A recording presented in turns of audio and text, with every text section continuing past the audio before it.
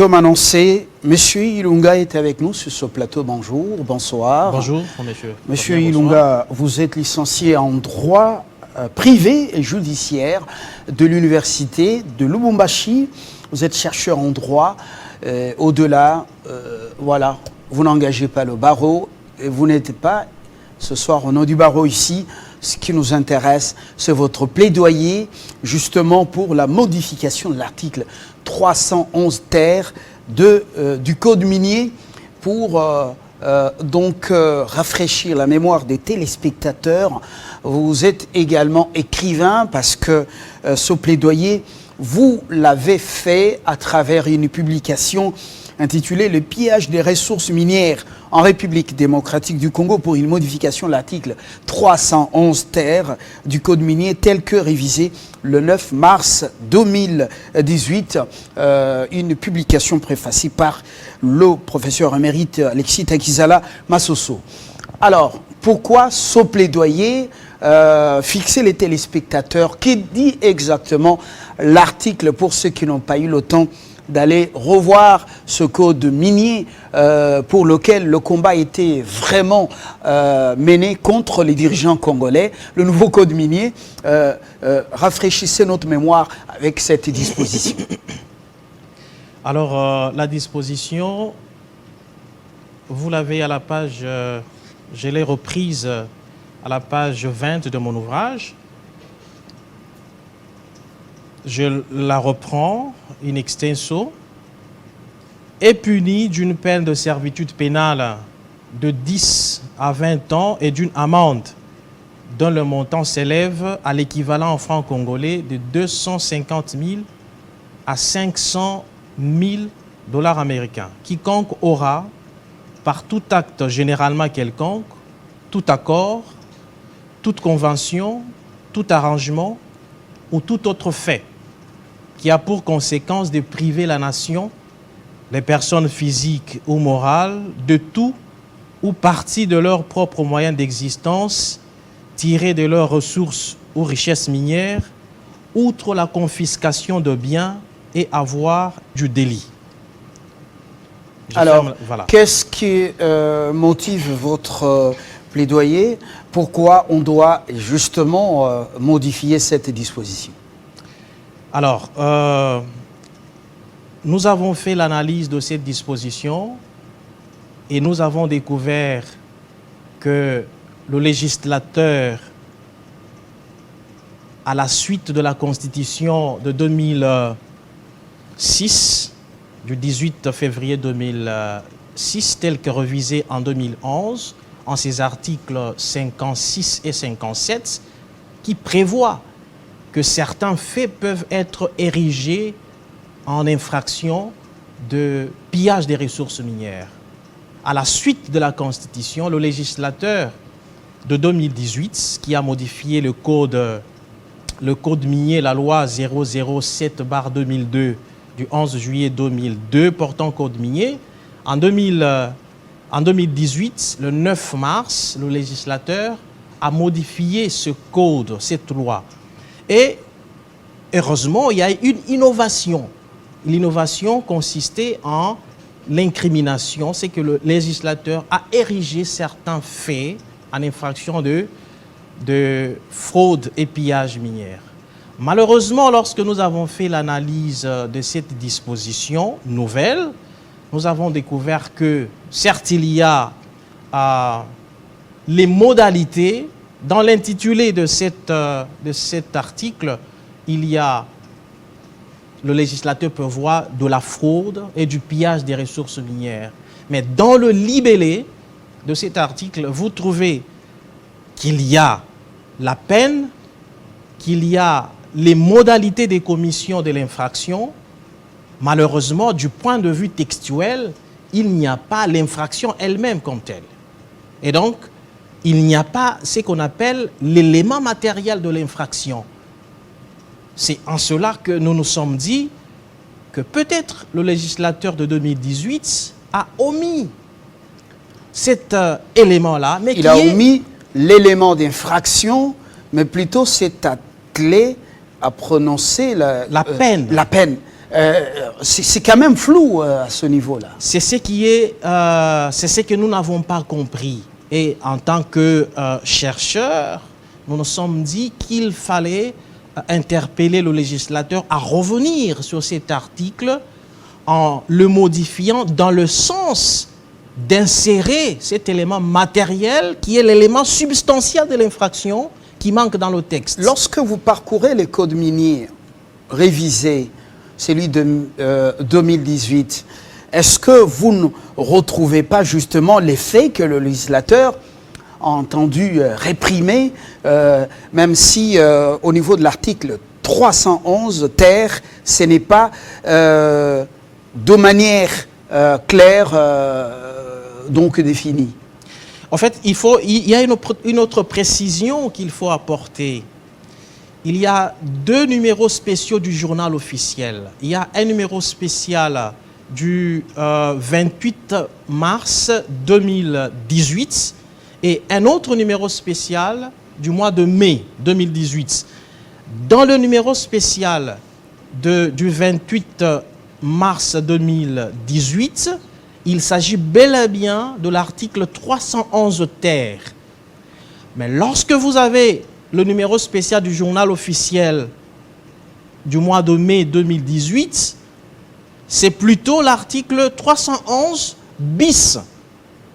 Alors, il y a un code minier révisé, un code minier annoté et commenté en circulation, en fait, qui a été produit par le cadastre minier. Là, on reprend, c'est l'article 311 terre, entre parenthèses bis, pour orienter. En fait, c'est l'article 311 terre, selon le numéro officiel, le numéro spécial du journal officiel du 28 mars 2018. Alors, lorsque vous lisez attentivement cet article, ce que le législateur a prévu, ce sont les modalités de commission de l'infraction.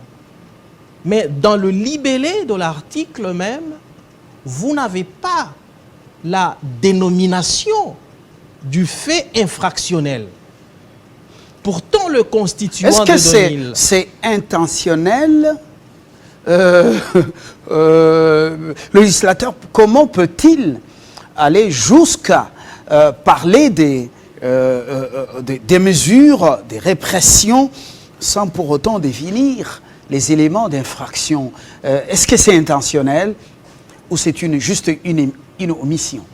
En fait, les éléments d'intention, il y en a. Vous avez l'élément intentionnel. L'élément légal, c'est le texte lui-même. Mais ce que nous disons, c'est que ce texte, il est incomplet. À la limite, il est inexistant.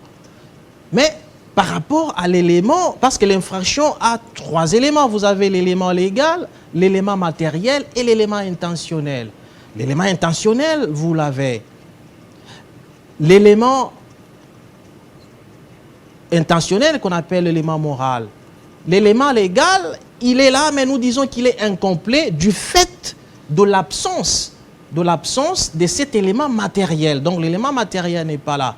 Est-ce que c'est intentionnel? Ce mot, ou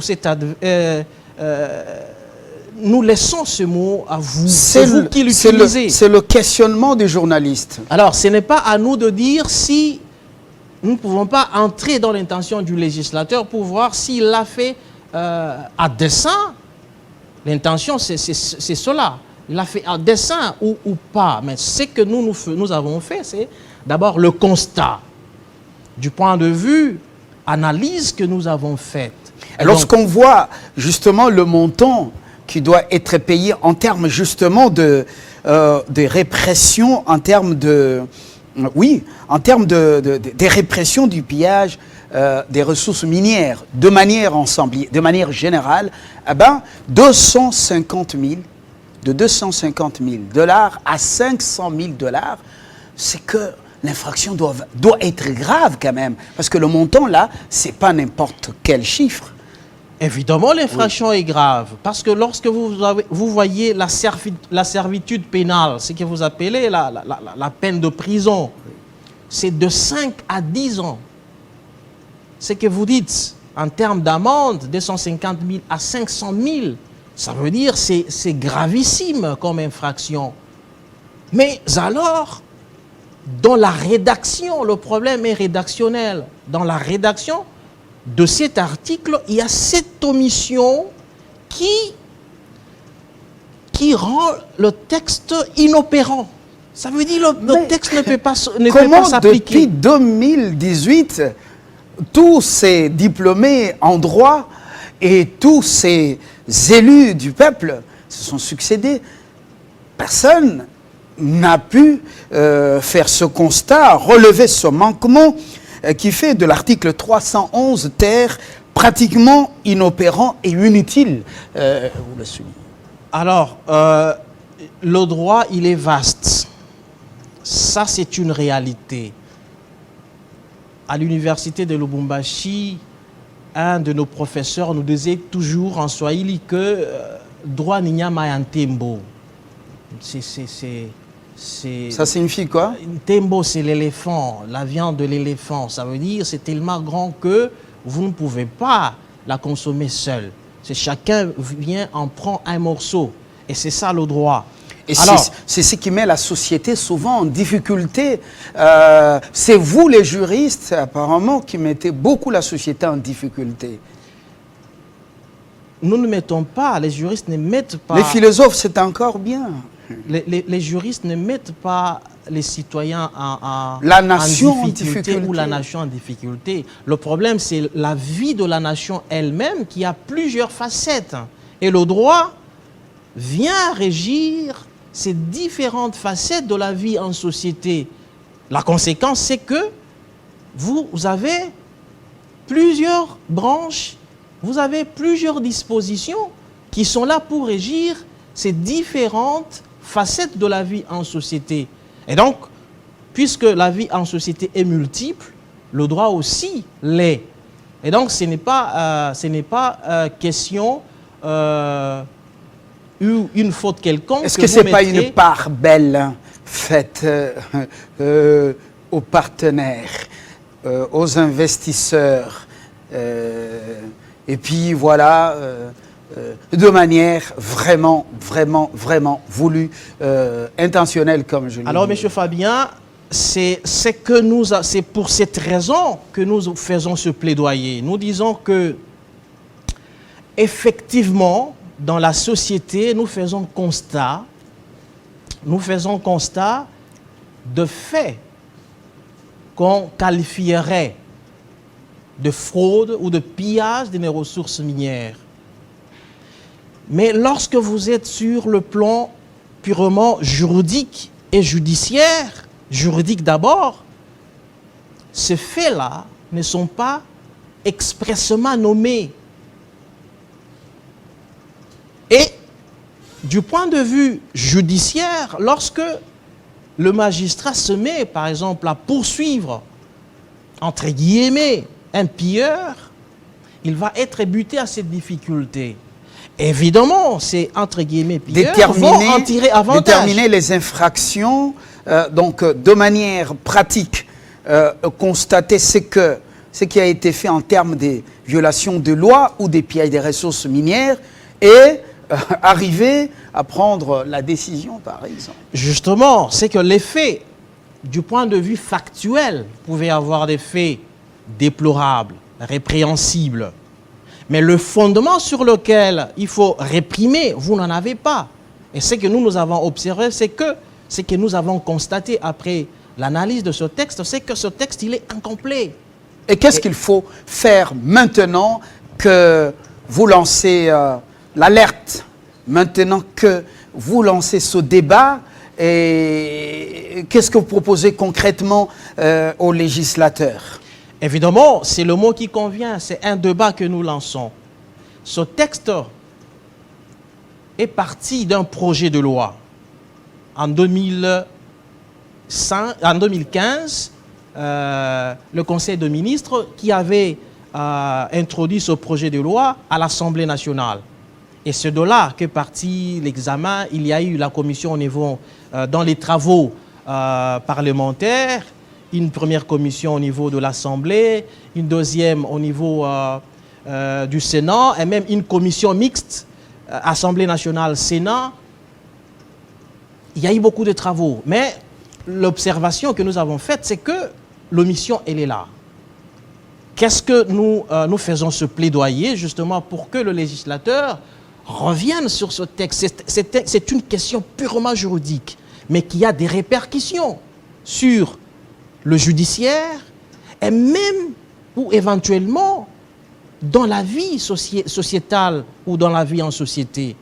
Alors c'est que parce que c'est le pays qui va perdre, ce sont les Congolais qui vont perdre, et parce qu'on n'a pas vraiment défini les faits infractionnels, on ne parle que des sanctions, des amendes. Dans le texte, vous avez des victimes potentielles, c'est l'État. C'est les personnes morales ou physiques. Les personnes morales ici, entendues, par exemple les sociétés minières. Les communautés locales, environnantes des sites miniers, par exemple. En effet. Alors, vous voyez, la liste, elle n'est pas exhaustive. Vous avez toutes ces personnes-là qui sont ou qui seraient victimes. Alors, il faut saisir la balle au bon. Le débat, il est ouvert. Nous n'avons fait que ouvrir ce débat. Aucune prétention de dire que nous avons raison, mais le texte, il est là, qui peut être critiqué par d'autres juristes que nous reconnaissons, des grands professeurs, des grands chercheurs.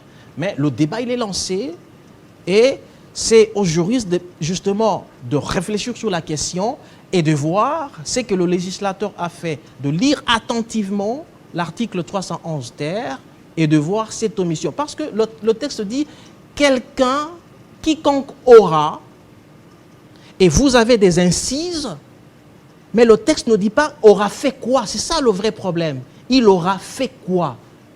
Alors ici, c'est le faire qui constitue l'élément matériel de l'infraction.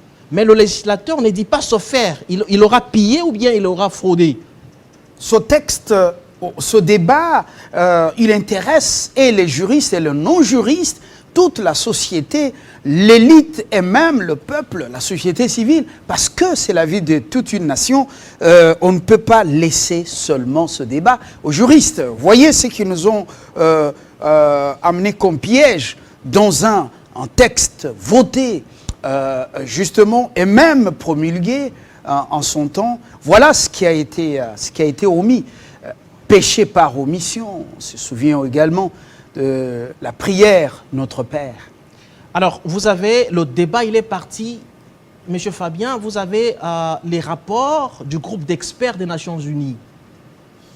Après l'entrée de l'AFDEL, vous avez jusqu'en la guerre de 1998 jusqu'à 2002-2003. Vous avez beaucoup de rapports des experts des Nations Unies sur l'exploitation illégale des ressources minières ou des ressources tout court de la RDC. Et vous avez beaucoup de rapports qui ont été produits. Tout est parti de là. Ensuite, vous avez en 2005-2006 la Constitution, en ses articles, je rappelle, 56 et 57, qui reviennent sur de faits qui peuvent être érigés en infraction de pillage des ressources minières. Mais lorsque vous avez la loi, lorsqu'on arrive en 2018, le législateur qui avait cette obligation maintenant, parce que l'infraction c'est légal, devait avoir, vous avez le principe, le sacro-saint en droit pénal, le principe de la légalité, de délit et de peine, nullum crimen. Voilà. Vous allez nous épargner toutes ces théories des auditoriums des universités, parce que l'auditoire est très hétérogène. Et vous allez également prendre soin d'amorcer une démarche pratique. Faire endosser une proposition de loi modifiant et complétant pour qu'un élu puisse vraiment jouer ce rôle et que nous passions à l'acte et quitter les débats des auditoires ou les débats des universités. ça sera justement ça l'idéal. Et notre prochain pas à franchir, ça sera justement celui-là. Et nous tâcherons d'entrer en contact avec les élus du peuple pour pour proposer une rédaction qui sera transformée en proposition de loi. Pourquoi pas avoir avec le gouvernement proposer un projet de loi allant dans le sens justement de notre plaidoyer. Ilunga Emmanuel, je vous remercie. Je rappelle que vous êtes juriste et chercheur. C'est dans le cadre de vos recherches que vous avez donc décelé une omission grave dans l'article 311 ter du Code minier, le tout nouveau, qui ne fait pas allusion aux infractions ou aux faits infractionnels, mais qui parle seulement des amendes et de la punition ou de la sanction, c'est ça. Je vous remercie, M. Fabien. Très bonne soirée. Merci. Et bon retour à Lubumbashi. Merci beaucoup, M. Fabien. Dans quelques instants, nous parlons de cette union sacrée où la guerre des alliés devient manifeste, ouverte. Quelles sont les conséquences de cette plateforme politique dans la province du Haut-Katanga? Kabangui est précieux, se prononce là-dessus. Nous allons lui poser des questions.